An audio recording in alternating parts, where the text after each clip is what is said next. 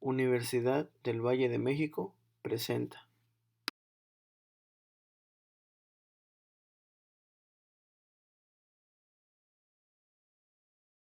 aspectos clínicos y nutricionales del accidente vascular cerebral.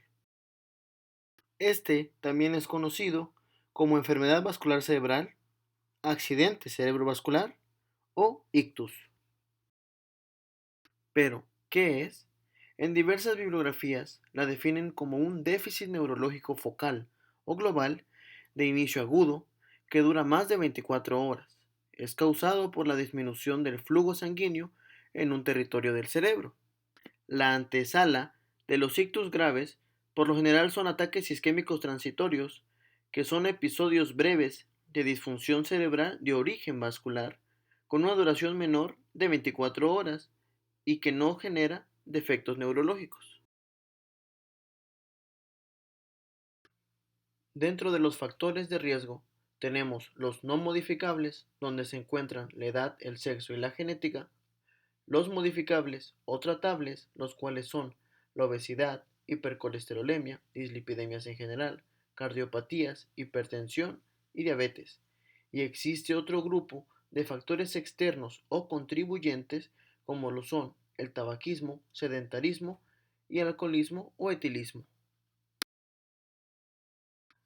A nivel global, es la segunda causa de muerte con una tendencia creciente.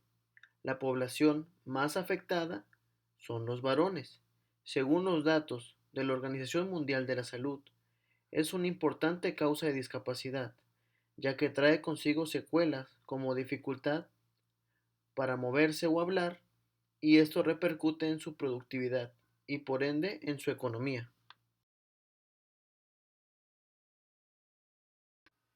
En México, el infarto cerebral es el tipo de EBC más frecuente. En el 2010 fue el sexto lugar de causa de muerte con una tasa de 28.8 por cada 100.000 habitantes. Sin embargo, la tendencia en la enfermedad va en aumento, por lo que debe considerarse como un problema de salud prioritario. El IMSS indica que tiene una incidencia de 118 personas por cada 100.000 habitantes al año. Un aspecto fundamental es el priorizar antes de los 60 minutos la atención a estos pacientes, ya que se dice que por cada minuto que pasa sin recibir atención pierde alrededor de 1.9 millones de neuronas. Dentro de la etiología se puede dividir en isquémico y hemorrágico. En cuestión del isquémico puede ser trombótico o embólico, ya sea por estenosis o estrechamiento o por una enfermedad valvular. Hemorrágico puede ser intraparenquimatosa o intracraneal o también puede ser subaracnoidea. Recordemos que en EBC ocurre un déficit focal súbito que empeora en un lapso de 30 minutos y está dividido en isquémico y hemorrágico. El isquémico es el tipo de accidente vascular más común, ya que abarca del 80 al 85% de los casos y puede darse en la arteria central media, anterior y posterior. El EBC hemorrágico ocupa del 15 a 20% de los casos y puede darse una hemorragia intraparenquimatosa o intracraneal o puede darse una subaracnoidea. Hablando del isquémico o tromboembólico, estos ocupan del 80 a 85% de los casos. Se le conoce comúnmente como infarto cerebral y depende del lugar afectado. La causa es por una obstrucción que detiene el flujo de sangre al cerebro. Dependiendo de la localización, puede ocurrir en la arteria central media, anterior o posterior. En la arteria central media son las más frecuentes. El paciente tiene hemiparesia e hipoestasia contralateral de predominio faciobraquial y tiene afasias que afectan el hemisferio dominante. En la arteria central anterior suele ser embólicas. Tiene hemiparesia e hipoestasia contralateral de predominio crural. También tiene una desinhibición conductual y en la arteria central posterior el paciente tiene alteraciones visuales. Dentro de la clasificación de los eventos isquémicos tenemos las aterotrombóticos, el infarto lacunar, los indeterminados, los cardioembólicos y el infarto inhabitual. El indeterminado, para ahorrar tiempo, como su nombre lo indica, se desconoce la causa. El aterotrombótico ocurre por una obstrucción por una placa de ateroma, formando un trombo, y suele ir asociado a factores de riesgo vascular como hipertensión arterial, diabetes, hiperlipidemias, sobrepeso, tabaquismo, obesidad, enfermedad aterosclerótica sistémica, entre otras. Lacunar son infartos de pequeño diámetro vasocerebral y de topografía subcortical, producido por una oclusión en el territorio de distribución de las arterias perforantes del cerebro, y suelen ocasionar déficit motor y sensitivo a la persona.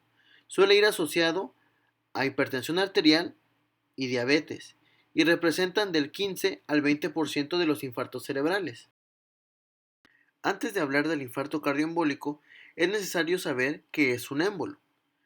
Este es un coágulo de sangre que es arrastrado por la corriente sanguínea y puede ocluir un vaso de menor diámetro, impidiendo la circulación de sangre. El infarto cardioembólico se produce como consecuencia de la oclusión de una arteria por un émbolo de origen cardíaco y ocurre con mayor frecuencia por fibrilación auricular, que es la contracción anormal de las aurículas que provoca una irrigación sanguínea deficiente, y por la estenosis mitral, que es el estrechamiento anormal del orificio de la válvula mitral del corazón. Este tipo de infartos ocupan el 20% de las incidencias. El infarto inhabitual ocurre por una obstrucción por hemoglobinopatías o defecto de hemoglobina, hiperviscosidad, o sea, la sangre es más viscosa, hipercoagulabilidad, donde hay mayor formación de coágulos, o por el síndrome de Huygens o antifosfolipídico, donde el sistema inmune ataca las proteínas en la sangre y forma coágulos. El accidente vascular cerebral de tipo hemorrágico ocupa del 15 al 20% de los casos. Se le conoce habitualmente como derrame cerebral y es causado por la ruptura de algún vaso sanguíneo del cerebro. Se clasifican en hemorragia intracraneal o intraparenquimatosa y en hemorragia subaracnoidea. La intraparenquimatosa es la ruptura espontánea de un vaso sanguíneo profundo del cerebro. Las causas pueden ser la hipertensión arterial, la ruptura de aneurismas, angiomas cavernosos, malformaciones vasculares, coagulopatías, neoplasias, drogas, alcohol, terapias antitrombóticas, entre otras más. La hemorragia subaracnoidea ocurre cuando el tejido hemático entra al espacio subaracnoideo producto de la ruptura de un aneurisma o de una malformación arteriovenosa. Las causas pueden ser una lesión traumática, una ruptura de un aneurisma intracraneal, una ruptura de malformaciones arteriovenosas o secundario a una aterosclerosis. Dentro de los síntomas tenemos la afasia o dificultad para hablar o entender lo que está diciendo. Otro síntoma también es la parálisis o entumecimiento de la mitad del cuerpo. Puede ser la cara, la pierna o el brazo.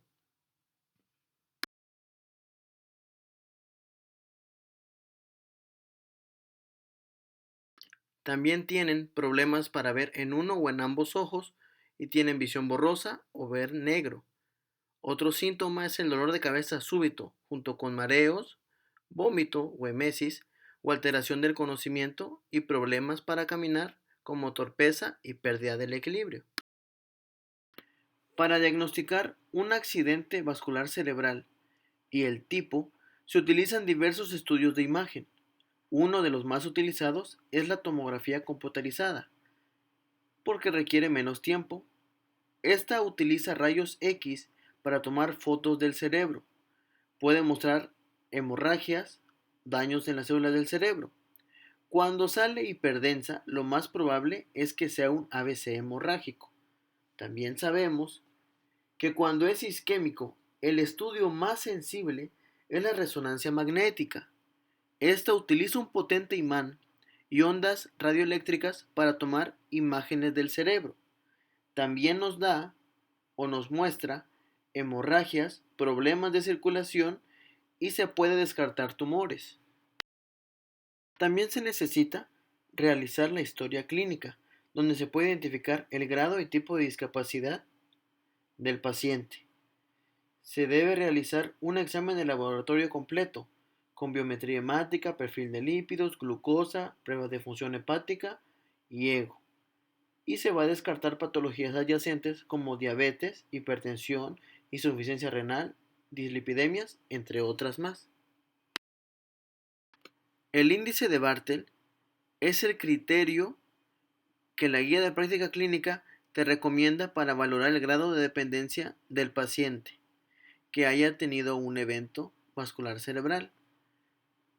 Este evento puede traer las siguientes secuelas: espasticidad, contracturas, subluxación o dolor en el hombro, edema de extremidades y mala condición cardiovascular. Otro punto es que los pacientes con EBC pueden cursar con cuadros de depresión y pueden tener falta de apoyo por la familia. Por lo tanto, se debe diagnosticar y evaluar la depresión y las limitaciones en actividades de la vida diaria para integración de estos pacientes a grupos de apoyo, terapia familiar y grupos participativos, y valorar el envío a psicología. El tratamiento de un EBC debe ser eficaz y debe ir dirigido al tipo de EBC que la paciente tenga. En la parte aguda se debe monitorizar la saturación de oxígeno, controlar la tensión arterial, la temperatura, la glucosa en sangre y revisar medidas para evitar el edema cerebral. En el EBC isquémico, en algunas literaturas mencionan dentro de las primeras 48 horas se debe de dar aspirina como factor de prevención de otro episodio. También el uso de anticoagulantes como heparinas para la prevención de la formación de trombos y los trombolíticos, ya que estos mismos disuelven los trombos. Dentro de los trombolíticos más utilizados se encuentra el RTPA. En cuestión del EBC hemorrágico, el tratamiento consiste en controlar la presión intracraneal, o PIC, manteniendo una perfusión cerebral suficiente.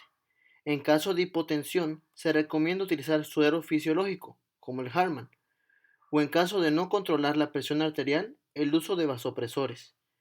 En otros casos, se realiza drenajes ventriculares o diversos procedimientos quirúrgicos para quitar un gran volumen sanguíneo intracraneal.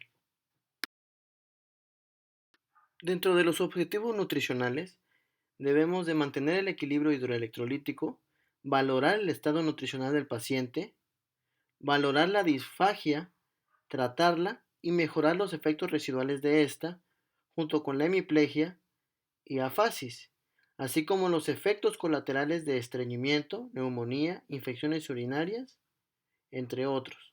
Además, hay que prestar atención si el paciente tiene comorbilidades como obesidad o sobrepeso, hipertensión o dislipidemias, ya que al controlar a estas comorbilidades reducimos la carga de trabajo al sistema cardiovascular.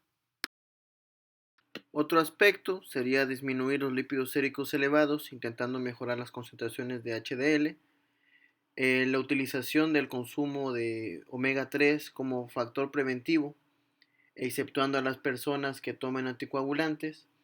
Es necesario mantener una nutrición adecuada, puede utilizarse un cribaje nutricional o junto con la valoración nutricional antes mencionada. Un punto importante es el fomento de la independencia del paciente, que el paciente forme una autoestima. Si la vía oral no es tratable, la nutrición enteral puede ser una opción para nutrir a estos pacientes. Las dificultades de la alimentación estarán determinadas por la gravedad del ictus y el área cerebral afectada, junto con el nivel de disfagia que tenga el paciente. Para el tratamiento nutricional existen diversas pautas que debemos de cumplir.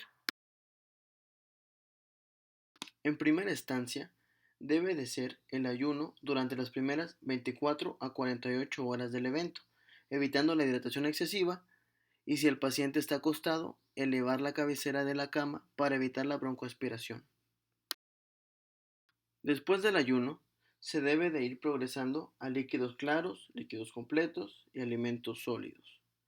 Se debe ver la vía de alimentación, ya sea por vía oral, por vía sonda nasogástrica, nasoyeyunal o por una ostomía. Y la consistencia del alimento. El aporte de gasto energético debe ser dependiendo de la respuesta inflamatoria y va desde 25 a 45 kilocalorías por kilogramo de peso. Las proteínas van de 1.2 a 1.5 gramos por kilogramo de peso, aunque en algunas literaturas indican el poder llegar hasta los 2 gramos por kilogramo de peso.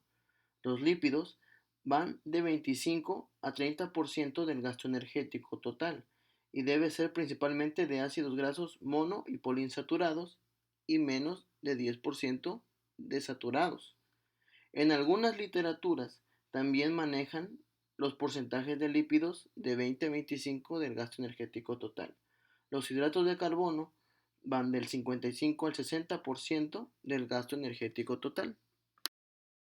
Dentro de las recomendaciones, se debe sustituir las grasas saturadas por mono y poliinsaturadas, como aceite de oliva, soya, canola, nueces, almendras, pistaches, aguacate, nuez de Castilla y pescados, entre otros, ya que son ricos en vitamina E, omegas, fenoles, ácido fólico, potasio, fibra, DHA, EPA, entre otros beneficios. También, en cuestión del uso de lácteos, se recomienda que sean descremados. En cuestión del potasio, ya mencionado, se dice que el aumentar su consumo reduce el riesgo de accidentes vasculares adicionales. Las frutas y verduras son ricas en vitaminas y minerales. Las naranjas, el plátano, la ciruela, los tomates, entre otros más, son ricos en potasio específicamente. También se debe llegar a los requerimientos del magnesio, vitamina E, ácido fólico, vitaminas del complejo B, especialmente las B6 y las B12. Debe administrarse líquidos en cantidades suficientes, de acuerdo a los requerimientos del paciente. Puede ser un cálculo de entre 30 mililitros o 35 mililitros por kilogramo de peso.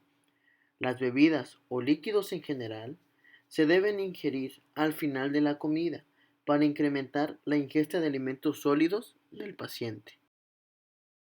Por el alto consumo de frutas, verduras, que son ricas en vitaminas y minerales, carnes magras, pescados, aceites poli y monoinsaturados y su bajo o nulo consumo de grasas saturadas e alimentos industrializados o salados, las dietas mediterránea y DASH son las más recomendables. Como medidas preventivas, podemos tener como objetivo reducir la tensión arterial, el tabaquismo o si es posible eliminarlo, limitar el consumo excesivo de sodio, carnes procesadas y encurtidos, llevar las concentraciones de lípidos a las situaciones óptimas o reducirlas, tener un IMC adecuado con un porcentaje de grasa correcto, reducir el sobrepeso o la obesidad dependiendo en qué grado esté y mantenernos, si es posible, en un peso adecuado. Otra de las medidas es el ejercicio moderado diario de 30 a 60 minutos, llevar una dieta balanceada, rica en macro y micronutrientes benéficos, como los que se han mencionado antes, incluyendo alimentos con omegas 3 y 6 como semillas y pescados. El consumir suplementos multivitamínicos con minerales, sobre todo ácido fólico y complejo B reduce la concentración de homocisteína y esto ayuda a disminuir la presión arterial. Otro es mantener las concentraciones de colesterol HDL entre 45 a 60 miligramos sobre decilitro, ya que por sí solo este es un factor cardioprotector y previene aterosclerosis. El consumo de 1 a 2 copas de vino tinto al día eleva la concentración de HDL y reduce la formación de coágulos. Y bueno, llegamos al final de este video. No me queda más que agradecer que hayas prestado atención. Espero que la información te sea útil y puedas utilizarla. Y ya sin más, me despido.